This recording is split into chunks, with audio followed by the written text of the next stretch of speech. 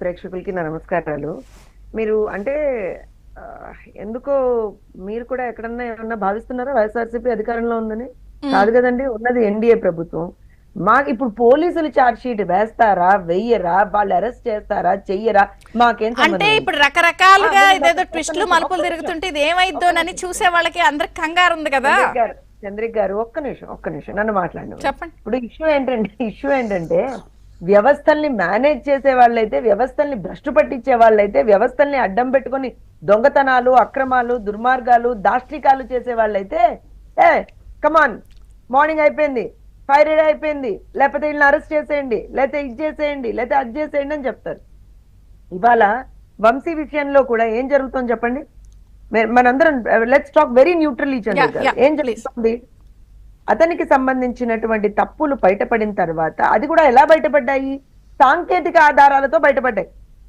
మేము ఆ రోజున చెప్తే కక్షపూరితమైనటువంటి అరెస్టులు, అక్రమ అరెస్టులు, రాజకీయంగా మా మీద ఏంటది ఏదో చెప్పాడు జగన్మోహన్ రెడ్డి, మొన్న మర్చిపోయాం అసలు జగన్మోహన్ రెడ్డి సగం చెప్పేది మనకి ఎవరికి అర్థం కాదు, ఏదో మాట అన్నాడు. నేనేమంటానంటే అసలు వంశీని అరెస్ట్ చేసింది ఒక కిడ్నాప్ కేసులో. తర్వాత ఎప్పుడైనా సరే అర్థం చేసుకోండి చంద్రిక గారు, ఒక దుర్మార్గుడు అరెస్ట్ అయ్యాడంటే ఏం జరుగుతుంది అని అంటే అతను చేసినటువంటి దుర్మార్గాలు అన్నిటి మీద ఎక్కడెక్కడెక్కడైతే కేసులు ఫైల్ అయ్యి ఉంటాయో అన్నిటికి సంబంధించినటువంటి పీటీ వారెంట్లు కావచ్చు, ఇంకోటి కావచ్చు, they just take their course of action, due course of action. ఇప్పుడు వంశీ కేసులో ఏం జరిగింది?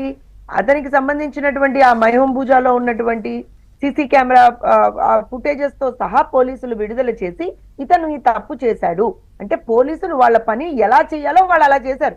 5 సంవత్సరాల్లో పోలీసులు ఈ రకంగా పనిచేయడం మనం ఎప్పుడు చూడలేదు కదా. సో ఇవాళ పోలీసులు ఇలా పనిచేశారు, అబ్బా పోలీసులు ఇలా కూడా పనిచేస్తారా అని అనిపించే స్థాయికి పోలీసుల్ని పాపం ఒక రకంగా వాళ్ళ పరువును కూడా దిగజారు చేశాడు గత 5 సంవత్సరాల్లో జగన్మోహన్ రెడ్డి. వాళ్ళు వాళ్ళ పని వాళ్ళు చేస్తుంటే కూడా వాళ్ళు ఏదో చాలా ఎక్కువ చేశారా అనిపించేటువంటి స్థాయికి వెళ్ళిపోతున్నాం మనం. నథింగ్ లైక్ దట్ అండి.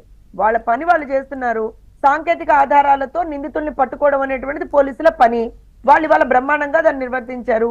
ఇంకోటి నాకేమర్థమైంది అని అంటే నిన్న రాత్రి పోసాని కృష్ణమురళి అరెస్ట్ విషయంలో కూడా పోలీసులు అంటే మీరు ఆ విజువల్స్ కూడా చూడండి చంద్రిక్ గారు. వాళ్ళేదో దాన్ని పెట్టి అయ్యోయ్యో అరెస్ట్ చేసేసారు, అయ్యయ్యో అన్నం కూడా తిని లేదు, అయ్యయ్యో అదేంటి మందులు కూడా వేసుకొని లేదని ఏదో పిచ్చివాగుడు వాగుతున్నారు ఆ వైఎస్ఆర్సీపీ వాళ్ళు. నేను ఒకటే చెప్తాను, పోసాని కృష్ణమురళి కాలుగాలిన పిల్లిలాగా అటు ఇటు తిరుగుతున్నాడు తప్పించి అక్కడికి వచ్చినటువంటి పోలీసులు చాలా క్లియర్ గా చాలా నిర్దిష్టంగా సార్ నోటీసులు తీసుకోండి సార్ అని చెప్తున్నారు. అక్కడ నిజంగా ఆ పోలీసులు ఏమన్నా అనడానికి ఉందా చంద్రిక గారు చెప్పండి మీరు? నేను అన్నం తిని వస్తా, నేను ఇంకో పని చేసి వస్తా, ఏంటిది నేను చాక్లెట్ తిని వస్తా, ఇదా వైద్యశాలకి వెళ్ళి పరీక్షలు చేయించుకుని వస్తారంట. నేను అదే చెప్తున్నాను సార్. వాళ్ళు అందుకని చాలా క్లియర్ గా చెప్పారు, సార్ మీకు ఎందుకు సార్ మేము తీసుకెళ్తాం కదా, మిమ్మల్ని ఒకసారి అరెస్ట్ చేసిన తర్వాత ఫస్ట్ వైద్య పరీక్షలకే మేము తీసుకెళ్లాల్సిందని అంత ముద్దుగా చాలా బ్రహ్మాండంగా చెప్పారు అక్కడికి వెళ్ళినటువంటి పోలీసులు. ఆయన ఎవరో మరి I don't know, but we have to appreciate him. ఎంత నిదానంగా, ఎంత ఓపికగా, నిజంగా. ఎందుకనంటే అసలు మీరు ఆ విజువల్ ఒక్కసారి చూడండి. ప్లస్ మీ వాళ్ళు ప్లే చేస్తున్నారు, కాలుగాలిన పిల్లిలా తిరుగుతున్నాడు అటు ఇటు ఆ పోసాని కృష్ణమురళి. మరి తిట్టినప్పుడు లేదా, అమ్మ నా బూతులు మాట్లాడినప్పుడు లేదా, అసలు సభ్య సమాజం తల దించుకునేలా నిజంగా. ఎందుకంటే అంకంరావు గారు ఆ ఫీల్డ్ నుంచి వస్తారు, సినిమా ఫీల్డ్ నుంచి వస్తారు. నిజంగా కూడా కళారంగాన్ని కళామ తల్లి అంటాం మనం.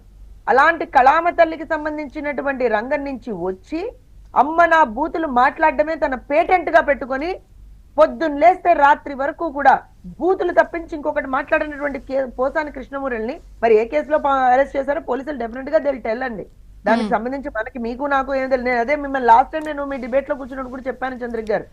అంటే ఒకటి నేను ఎందుకు ఓపెనింగే ఛార్జ్ షీట్ అంశాన్ని ప్రస్తావించానంటే ఇందాక అంకమరావు గారు కూడా ఒక మాట అన్నారు, అండ్ వీళ్ళు తెలివితేటలు అసలు చాలా వేరేగా ఉంటే చాలా తెలివైనోడు వంశీ అని ఆయన 2-3 సార్లు నొక్కి వక్కాడించారు. ఇప్పుడు ఇన్ని తెలివితేటలు ఉన్న వాళ్ళు అసలు ఇప్పుడు తాడేపల్లి ప్యాలెస్ వెళ్ళారంట ఇది వైజాగ్ పంపించి. నేను ఒక నిమిషం చెప్తాను. అంటే నేను అనేది రకరకాల ఐడియాలు వేసి ఏదో జరిగేలోపు అన్ని వాంగ్మూలాలు, సాక్ష్యాలు, ఆధారాలు, స్టేట్మెంట్లు ఉన్నప్పుడు ఛార్జ్ షీట్ వేస్తే అయిపోద్దిగా అనేది చాలా మందికి. నేను అదే చెప్తున్నాను. ఇప్పుడు మీరు నేను చెప్తేనే పోలీసులు ఏమంటారు, మనం చెప్పారని కాదు. ప్రజలు, నేను ఒక్క నిమిషం చంద్రిక గారు, ప్రజలు చెప్పారని కాదండి, వాళ్ళు తప్పు చేశారు కాబట్టి వాళ్ళని ఏ రకంగా శిక్షించాలి అనేటువంటిది పోలీసులు దే హ్యావ్ అ ప్రాసెస్. ఆ ప్రొసీజర్ చేస్తున్నారు వాళ్ళు. సాంకేతిక ఆధారాలు ఎందుకు సేకరించారు వంశీ కేసులో? ఏమన్నాడు చెప్పండి, నాకు తెలియదు. నిన్న కాదు, గూగుల్ టేక్అవుట్ ముందు పెట్టినా కూడా సత్యవర్ధన్ అడగండి నాకు తెలియదు అంటున్నారు. అసలు